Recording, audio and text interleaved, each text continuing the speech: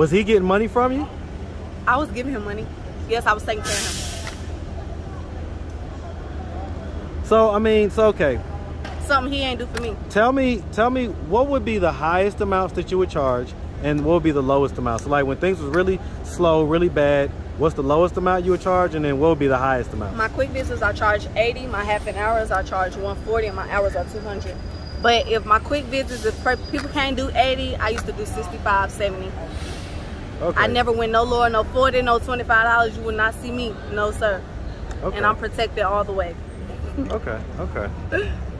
All right, and so you say that your dad knows that you did this? Yeah, my dad didn't like the fact that I did it. My daddy had to come get me out. I had got a prostitution charge at a young age of 16.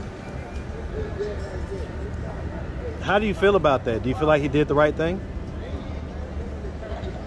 Yeah, but no, at the end of the day, I say yeah because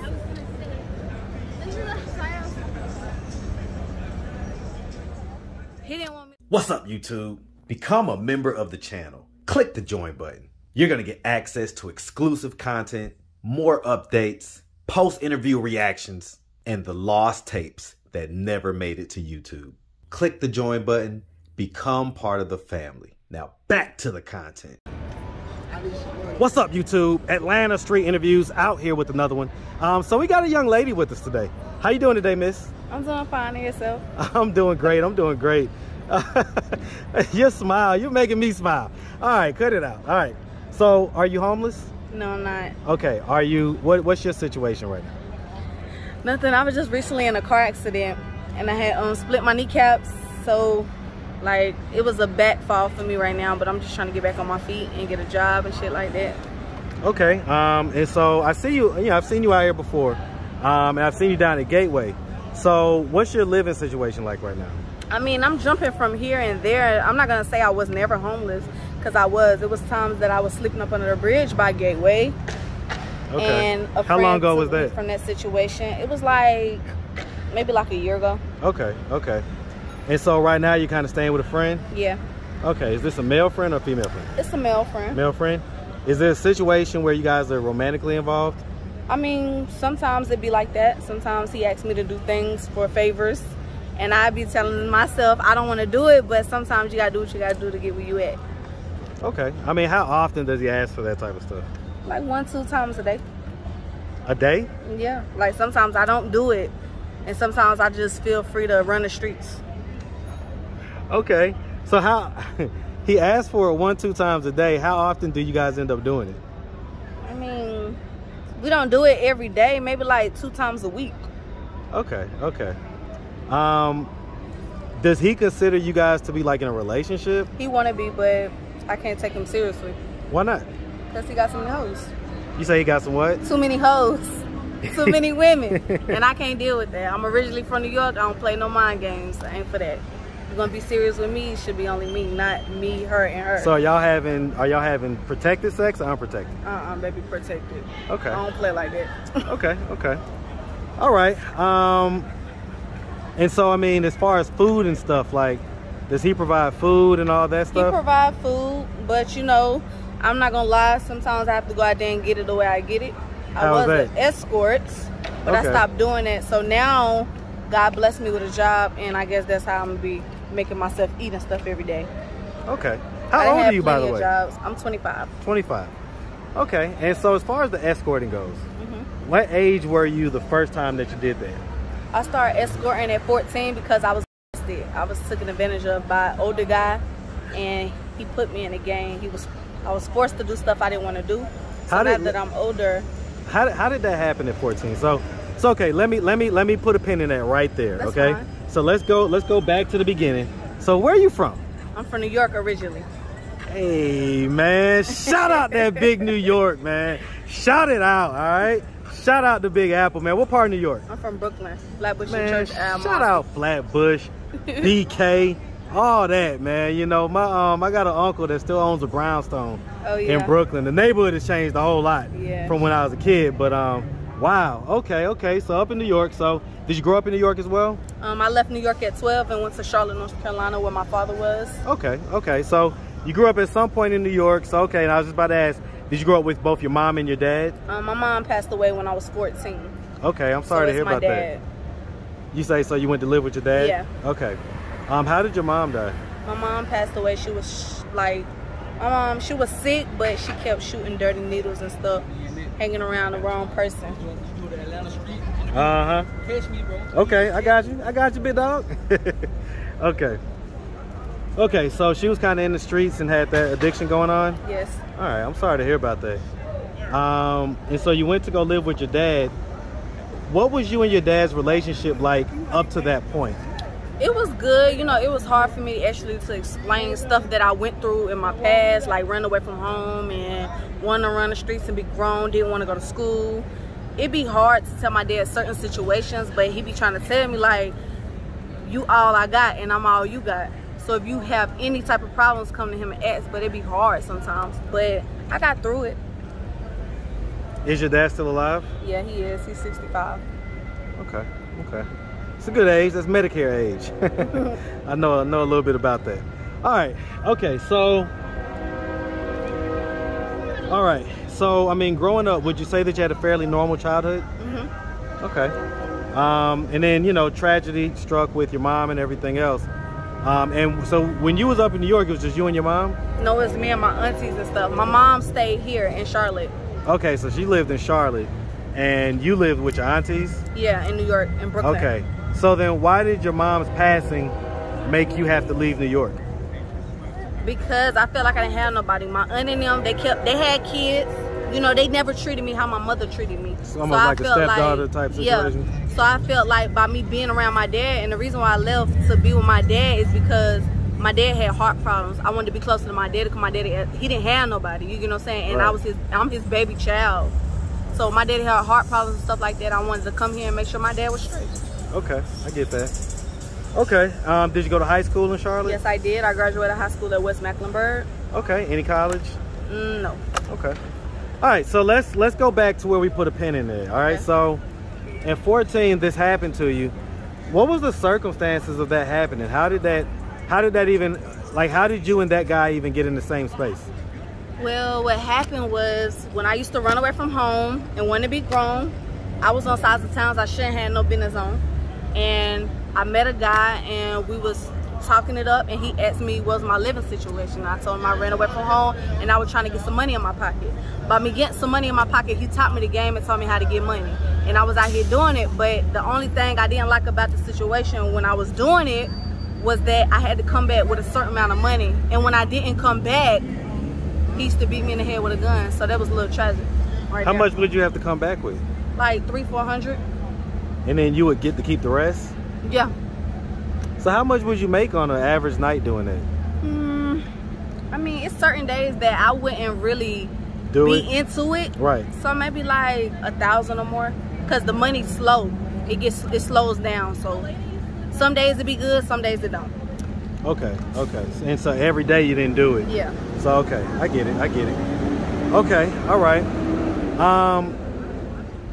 But at some point, so you say that he violated you though? Yes. Well, he beat me in the head with a gun when I didn't come back with what he asked for. Right, but I guess the way you told it initially, it sounded like the initial happening was that you got molested, you know what I'm saying, by him. No, I didn't get molested by him. Okay. I got molested by a play. By a play? Forced me to have sex when I didn't want to. Okay, that was a potential customer, basically. Yes. Okay, and so was this someone that you had met online or whatever? Yes, that I did. Contacted you online? This one back page was here. Okay, hold on 1 second. Hey, what's going on, brother? Oh no, can you just give us a little bit? Yeah. You'll be able to listen to the whole thing on Atlanta Street Interviews on YouTube. All right. Okay, I see it. All right. Okay. So he basically, hold on real quick, man. All right. So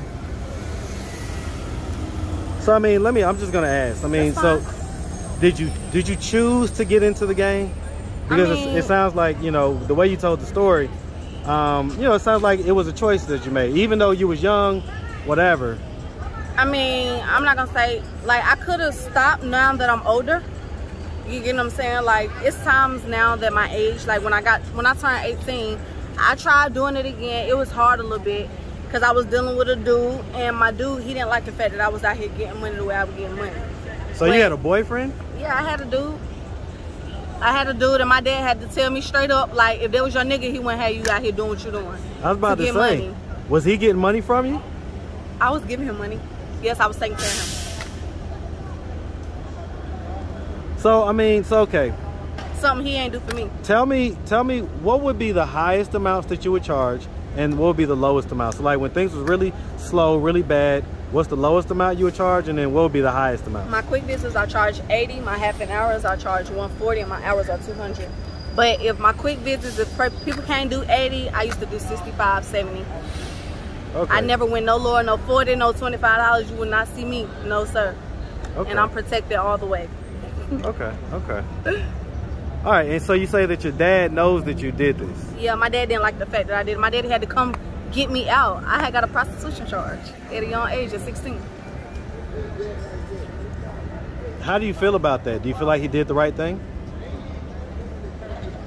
Yeah, but no, at the end of the day, I say yeah because